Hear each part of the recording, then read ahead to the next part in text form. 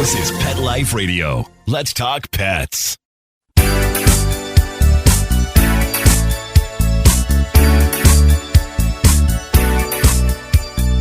Hello, you're listening to Animal Party on Pet Life Radio.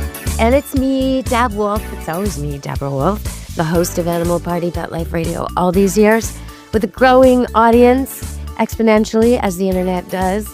So if you'd like to advertise, if there's something you think would help people with messy pet houses and cars and shoes and people who like to walk dogs and people who need things for pets inside their homes, then this is the place, because we have a worldwide audience that likes to buy online. And well, if you do advertise with the show and you send me products, I'll give honest reviews. But let's see. There's so much to talk about today in the pet world. There's been so much news. I don't even know where to start. But I guess I'm going to start with something that was sort of interesting. Vigilante, maybe. People were reporting on a husky that was out in the snow, and they made so many complaints to the SPCA in that region, and I'm not going to say where because I don't want this to continue. The SPCA had to keep going out and making calls on this dog because apparently the people were calling saying the dog is always outside. It needs shelter.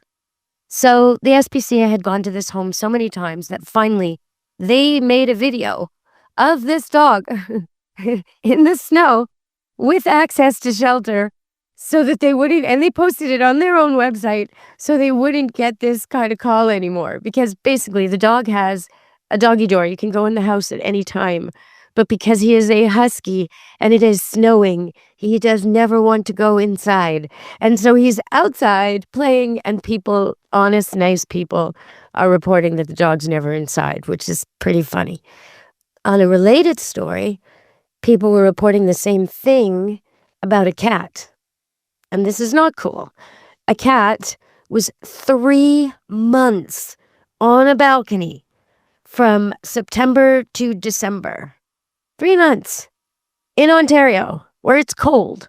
So finally, after many, many complaints, they did investigate, and they told the people they can't leave the cat on the balcony while they go out of town for 3 months in winter in Canada. And so the cat was placed with a relative or friend and is now indoors somewhere. But thank you, people, for paying attention. Thank you. But you got to get your story straight. If a cat is locked outside all winter, that's not good. If a husky chooses to be outside all winter, that is good. That's kind of where their bliss is. So I think it's just interesting to see what people are doing and how much people care, which is wonderful.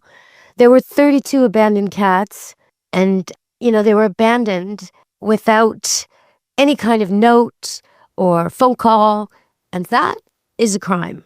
So I'm just giving you some SPCA news around the world. They want you to know that if you need to abandon a bunch of cats or dogs or whatever, and you have no money and you have no other choice, they're not going to fine you. They're not going to charge you. You're not going to have to pay. But you might get charged or fined or have to pay if you just dump these animals, because they can't survive on their own in boxes outside the front door of a place. This is not what you want to do. And predators will figure it out and start preying there. It's really a bad idea. So I want to just tell you, if you can't afford your animals anymore, or the situation's got out of hand because somebody wasn't spayed or neutered and now there's more and more and more and more, just go to the authorities and report it, and it'll be okay. They'll help you. Okay, one more thing in the news that I want to talk about before we go to break, and I am going to give you a teaser first. Going to give you something to think about. Over the years, I've always liked to give these teasers on my show. And I used to give, trivia questions and facts, but it's too easy to Google. So now I have to think about it the week in advance and try and come up with some really quirky question that you can't Google. Dun, dun, dun, dun. Here's this week's question. What does Bruce Springsteen, the rock star, have to do with Banff National Park in Canada, in the Rockies? Well, what's the connection? You can't Google it. You just got to think about it.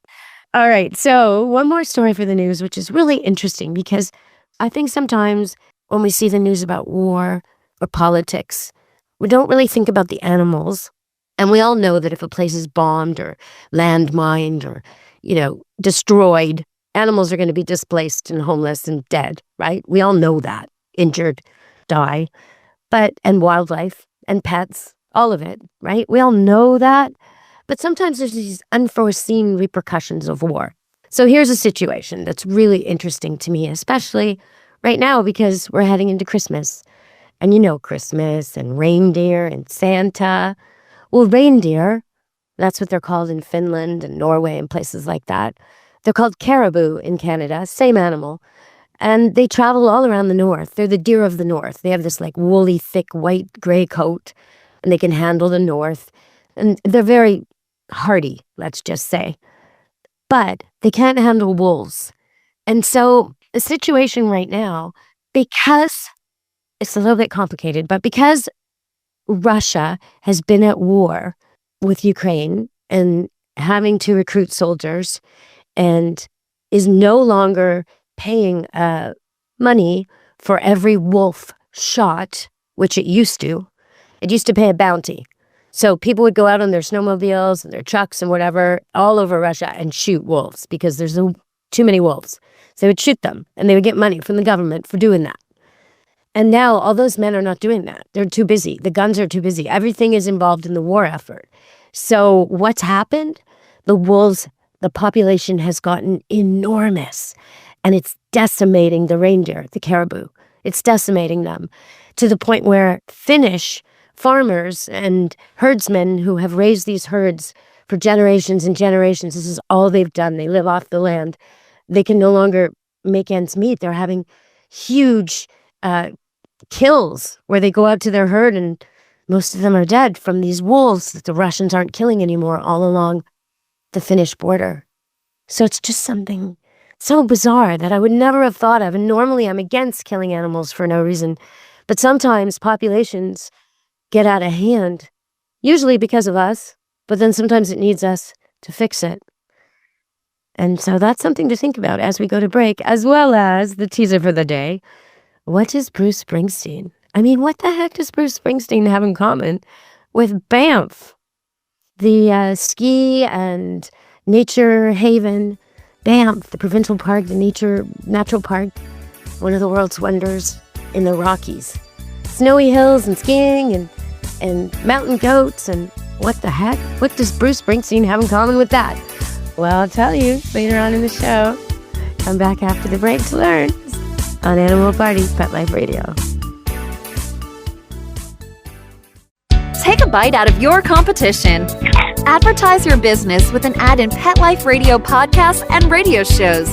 There is no other pet-related media that is as large and reaches more pet parents and pet lovers than Pet Life Radio. With over 7 million monthly listeners, Pet Life Radio podcasts are available on all major podcast platforms. And our live radio stream goes out to over 250 million subscribers on iHeartRadio, Odyssey, TuneIn, and other streaming apps. For more information on how you can advertise on the #1 pet podcast and radio network, visit PetLifeRadio.com/advertise today.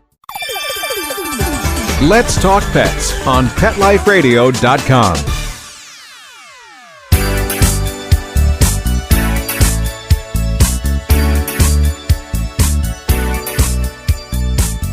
Hello, we're back on Animal Party Pet Life Radio. And I have a bit of a caution for you. This is mostly for the cat owners. Meow, chow meow to all of you. You guys, if you got cats that eat birds and hunt birds, especially cats that maybe aren't so good at it, young cat, old cat, injured cat that used to hunt but doesn't anymore, they may be picking off easy prey. And any cat, really, that wants to hunt birds, you got to think about this right now. Because 2 cats have died from avian flu from ingesting sick birds in Alberta. And now the second dog has died in Alberta. And this dog was a golden doodle. It was 10 years old, and it ingested a sick snow goose. And they tested, and it tested positive for avian flu, and then the dog died. So keep your dogs, your cats away from the birds, everybody. Be careful. Avian flu has killed a lot of birds. I think it's in the millions now. of the cull, the voluntary killing of birds by farmers. And just after that was starting to happen again, where I live, where all the chickens are in the Fraser Valley, where we get all our eggs and meat, and we really rely on this to feed the North America, where this is all happening. After that, 4 years later, again, with a big flood. And now barns are flooded and lots of birds died in the flood. And so I think egg prices are going to go up, meat prices are going to go up. And we really have to think about this. This is an issue between America and Canada, where there's a river on the American side, and when it floods both. It floods something called the Sumas Prairie, which is north of Bellingham and right on the border of Canada, the town called Abbotsford. And it floods into Abbotsford, and it floods our main highway. It stops traffic in Canada from getting, it literally just stops traffic dead. And we have to go around and use other highways, and causes so much problems. It happened 4 years ago, and it's happened again. And we need not tariffs, we need the opposite of tariffs. We need cooperation, because no farmer wants his fields flooded. And no person who eats chicken or eggs wants to have the price go up. Nobody on either side of the border wants to have major traffic jams and huge problems getting commerce and people and everything back and forth. I mean, all the simple things like going to see the lights at Harrison Lake or going across the border, all kinds of things are being held up by these floods. Not to mention 4 years ago, when our main hospital in Abbotsford was flooded, like loads of important things get damaged when this river floods. And it drowns out, I know, all near Seattle and south of Seattle, north of Seattle, all around that area has been hit with the floods too. It's something we have to work on. And we can't just say, oh, it's in the Pacific Northwest, who cares? You got to care, because it's where your food comes from, everybody. So let's work on this so we're not flooded out so much, so we don't have to deal with this all the time. All right, so that's a little bit about our local news. I wanted to give you something happy, something interesting I saw on the internet, which is Gal Gadot, a famous actress. She played Wonder Woman. She's a supermodel, and she's an Israeli. And sometimes I like giving you expressions from other languages, like the way they say bow wow or meow in another language is sometimes really interesting. And sometimes they have these phrases or expressions that involve animals. I've given you a few Croatian ones over the years. I hear them in passing every once in a while and make a note of them because I just love them. The kind of thing like make hay while the sun shines, that sort of thing, which just seems like a quaint way of saying things until you're actually trying to harvest something before the rain comes, and then you realize, oh, that's what they're talking about. Or don't count your chickens before they hatch. Well, you're waiting on a litter of puppies or kittens or a baby or what? Exactly. Now you get that meaning. Uh-oh, everything's up in the air until the birth happens, right? Okay, so here's a phrase that I saw Gal Gadot explain, and it's called para, which in English means cow, para. Okay, so cow, what do you think that means? Well, it's when someone's being frazzled or rushing or hectic, and you're cautioning them to take one thing at a time or slow down. Be like a cow, para, one thing at a time. Moo. Makes sense to me. Okay, so I want to tell you about a little thing that happened to a family. They were flying from Abbotsford, which is that city I just told you had flooded. Parts of it had flooded. The valley near it had flooded. But Abbotsford is a large city just outside of Vancouver. And it has an airport where people often take quick flights in and around because they're cheaper and easier. And you don't have the hassle of the big giant airport or the commute into Vancouver. Okay, so this family took one of these discount flights from Abbotsford to Toronto, which is one of the main routes. And I've done this myself. It is miserable, I gotta say. So Flair Airlines, yes, miserable experience all around. Jam-packed, horrible. Seats don't recline. Anyway, they chose to fly on this airline, probably because it's a third the price of everything else, which is why I chose it. But when you book, you end up spending more for all the extras they don't include, basic things.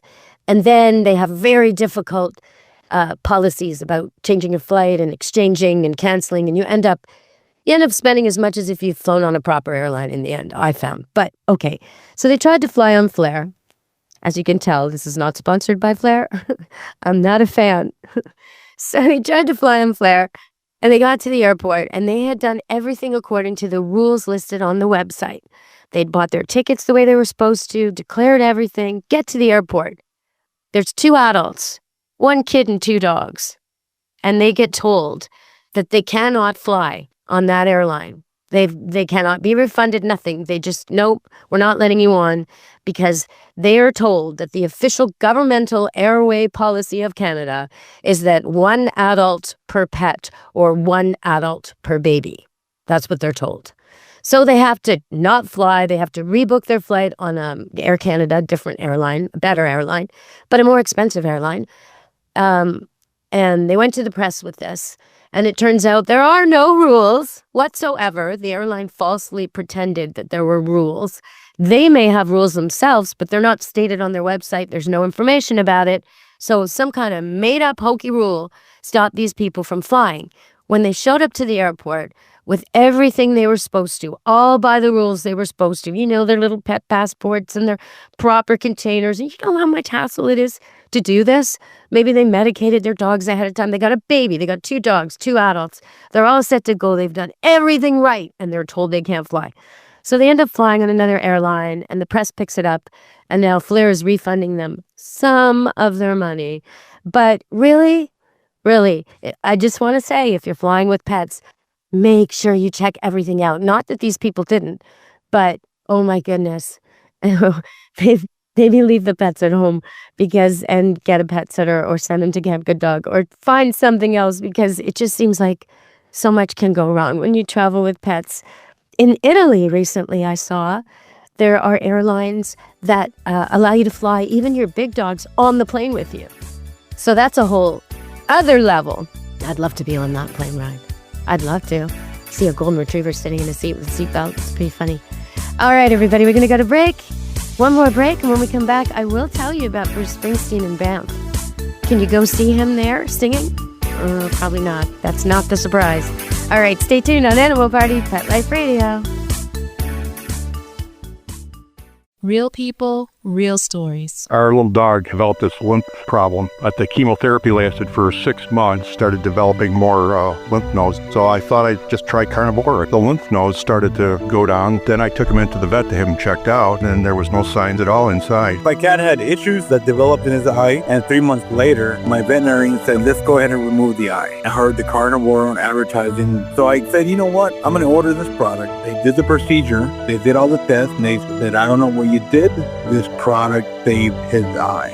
I've got a Labrador. She could hardly lift herself up off the floor. The treatment was chemotherapy. That's when I said, this could be the ticket. About 3 weeks, you could tell. She was very alert. She was going on a 5-mile walk. She is just like prime again. Call 866-836-8735. That's 866-836-8735. Or visit carnivore.com. That's carnivora.com. Use promo code PETLIFE at checkout for 15% off your order at carnivora.com. Let's talk pets. Let's talk pets On Pet Life Radio. Pet Life Radio. PetLifeRadio.com.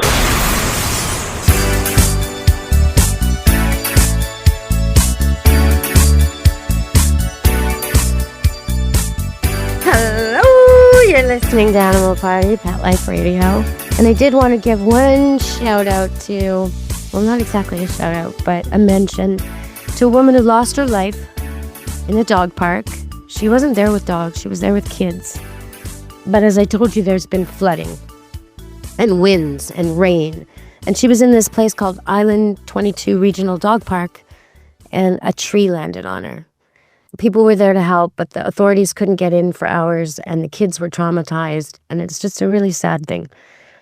But it does remind us, and I have to be reminded, I'm really bad at this. I will go out in the forest on the windiest of days and think nothing of it, but it's really not a good idea. Trees do fall, and they do fall on homes, and they do fall on people, and so wherever you are, when there's a weather warning, take it seriously, everybody. Be safe, and be safe with your animals, too.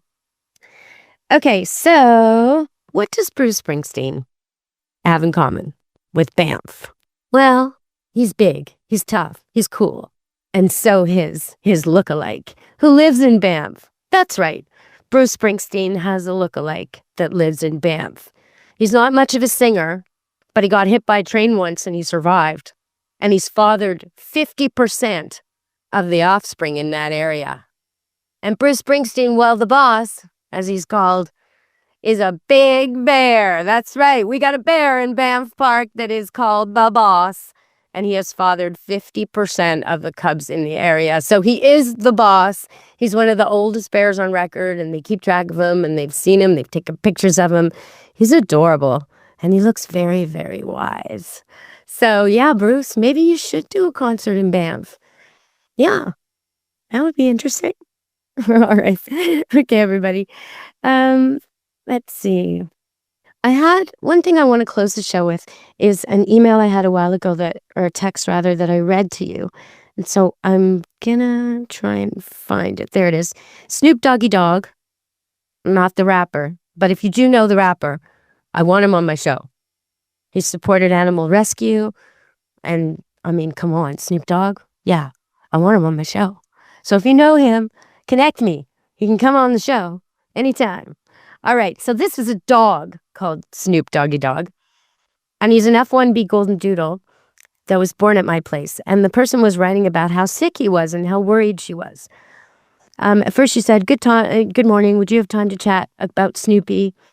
And then she was saying, I read this to you a few weeks ago, but I'm going to follow up because now we have the answer. So here's the question. He is not himself, and I'm not sure what to do next. It seems emotional, not physical. But he's no longer himself the last 10 days. And she says, he's emotionally listless. He's not eating much. He's clingy. He can't really be alone. He's also distant. He just seems to be not enjoying life. And then I say to her, 3 things could be happening to cause such drastic change. 1 is medical health and needs vet to figure out, and this should be ruled out, especially with the loss of appetite. 2, another option is a drastic event that has made him distressed, like a death in the family, best dog friend moved out, divorce, kid off to college, some big change for him.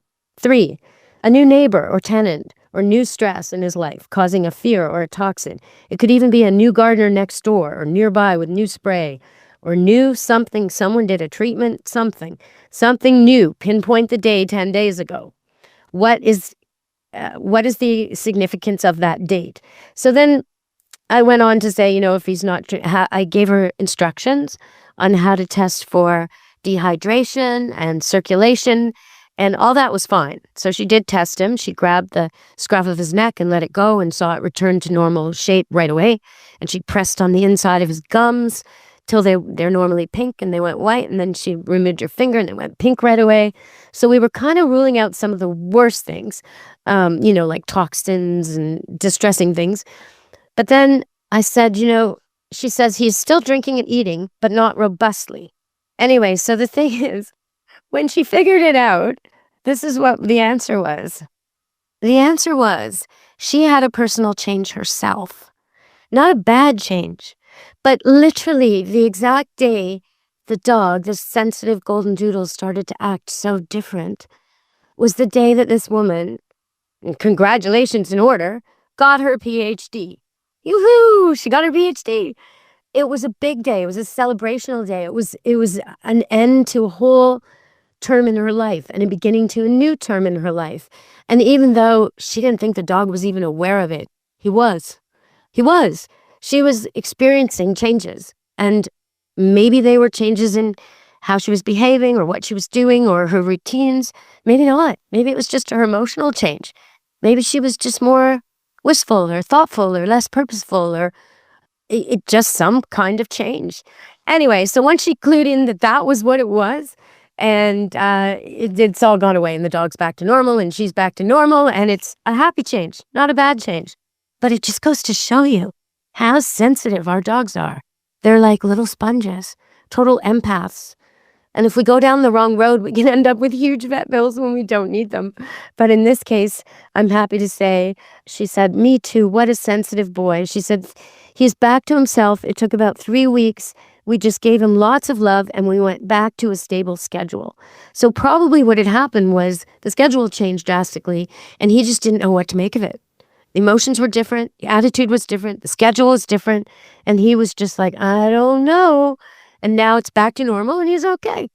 So if your dog all of a sudden changes dramatically, you really do need to, especially if he's not eating or drinking or he's dehydrated, circulation problem, vomiting, when he goes to the bathroom, it doesn't look right, or it looks like he's urgently going, or he's going too much or not enough. Same with the cat, going too much, not enough, urgently, trying, can't, making accidents when it didn't used to, not liking to be touched all of a sudden when it used to love being touched. Being sensitive in certain areas. I mean, oftentimes it's the ears and it's an ear infection, almost every time. Or it's the underarms and it's mats. I mean, some of these things are just so predictable, but we got to figure it out. You don't want an animal in pain. So mats, for example, if an animal isn't groomed under the arms, eventually, a lot of times, that will tangle. And then it will tear, literally tear the skin. And then they get little blisters and sores, and sometimes that turns into a hot spot or a yeasty mass or dermatitis, whatever you want to call it. Yuck. Stinky, ouch, hurts, no good. And if it's a little dog being picked up, which they should be picked up by the belly and not by the underarms, but often people do pick them up by the underarms. Now you've got a dog who's going to snap when it's picked up because it hurts. It hurts its joints. It hurts its body to have all its weight on those little underarms, but it also hurts the skin where it's so rough and raw.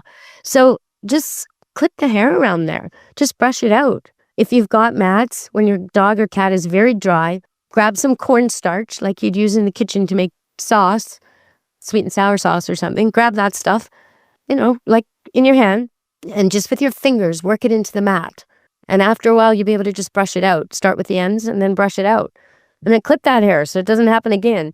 I mean, it's really easy to keep these things from festering and becoming a big problem. But if you do have an animal with a sudden change that you really notice is different, especially with a cat, because they try and cover it up, then really you need to see the vet just to make sure. And this lady, because the dog was still eating and drinking, the poops were normal, was still active, didn't have dehydration or circulation, she did wait it out to try and figure out what the problem was. But normally I would suggest go to the vet if you're in doubt, because sometimes it's something really simple, like an ear infection, a sliced open paw, something like that, a stick caught in their mouth, something that can be solved so quickly, and if left, will become a big problem. All right, everybody. Thanks for listening to Animal Party on Pet Life Radio and me, Deb Wolfe. Be good to your animals. Ciao, meow. Let's Talk Pets, every week on demand, only on PetLifeRadio.com.